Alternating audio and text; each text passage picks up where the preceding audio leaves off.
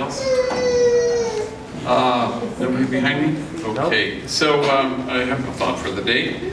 So I've been gone for 2 weeks, and last week I was giving talks on the East Coast at universities and conferences and stuff, and then the week before that I was at an international congreso of Jesuits and people who work with Jesuits for social justice. So there were 200 of us for 5 days in Rome, and one of those days, on Thursday, they walked us over to the Vatican, and so to meet with the Pope. And so there were 200 of us, and our Superior General of the Jesuits kind of presented us, and then the Pope gave a speech to us, and then one by one we went up and we met him, and I was like number 100 or something, and so when I got to him, I shook his hand with both my hands, and I said my name, and I said I was from Homeboy Industries, and in Spanish I thanked him for his leadership, and he just smiled broadly, and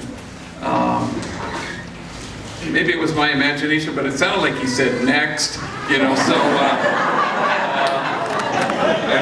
I'm sure I imagined that. But that was kind of it, and then I got my picture taken, and pretty much it. So, but it was a kind of a blur now that I think of it. But yet years ago, Pope Francis did a surprise TED Talk that lasted 17 minutes, and in it he called for a revolution of tenderness. And for Francis, tenderness is a love that comes close, he says, and becomes real. It is a movement that starts from our heart and reaches the eyes, the ears, and the hands. Well, here's my sense of all of you. All of you are revolutionaries of tenderness.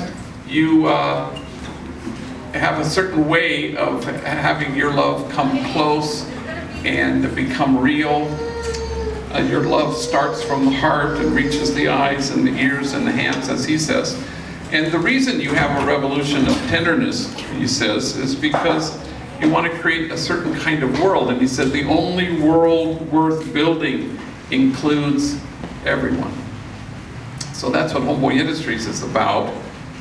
And that's why you choose to be revolutionaries, because the only thing that can include everyone is the tender glance. And so somehow we want to reach out to each other, especially when we're feeling kind of useless or worthless or discarded or left out.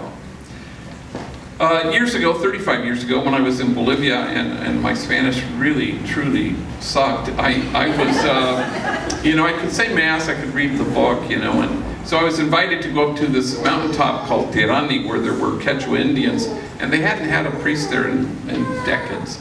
And so these health workers said, come on up, it's all Quechua. These were all Indians who harvested flowers.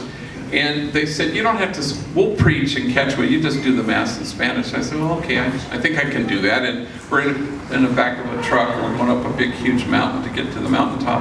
And I looked at my backpack, and I realized that I forgot to pack my little book that has all the words in it, and I went, híjole madre santa, how am I going to get through this? And so I had a Bible, so I was flipping through the Bible, finding passages that had Jesus breaking bread and sharing the cup. Anyway, worst Mass ever. I just really sucked, and I was just making stuff up, and it was really embarrassing. I was just deep red. Afterwards, a woman came up to me and said, can you hear this old lady's confession? She hasn't gone to confession in a lot of years. Well, I said, sure, I think I can do that. Well, she was only in Quechua. I didn't understand a word she was saying.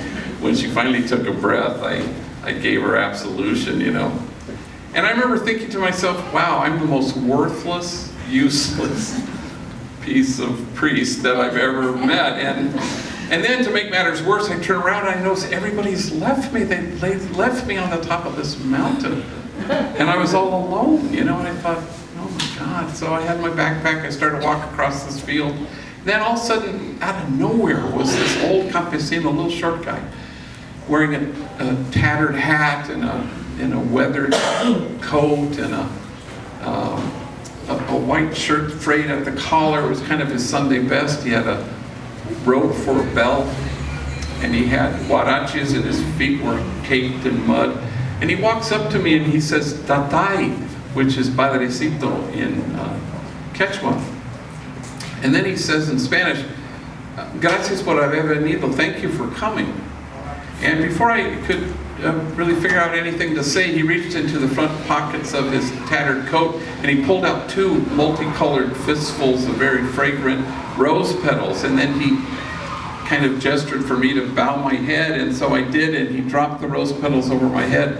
And then he did it again, and then he did it a 3rd time, and I'm staring at my huaraches and watching these rose petals hit the ground, and could even see my own tears hitting my huaraches. I went back to that community many times after that. I never saw this old guy again, never. And the revolution of tenderness is the only way that people can feel brought in. It's a love that comes close and becomes real, and it starts in the heart, but it moves to the eyes and the ears and the hands. It's real, like rose petals falling on your head when you think you're not worth very much. So you're part of a revolution. You are revolutionaries.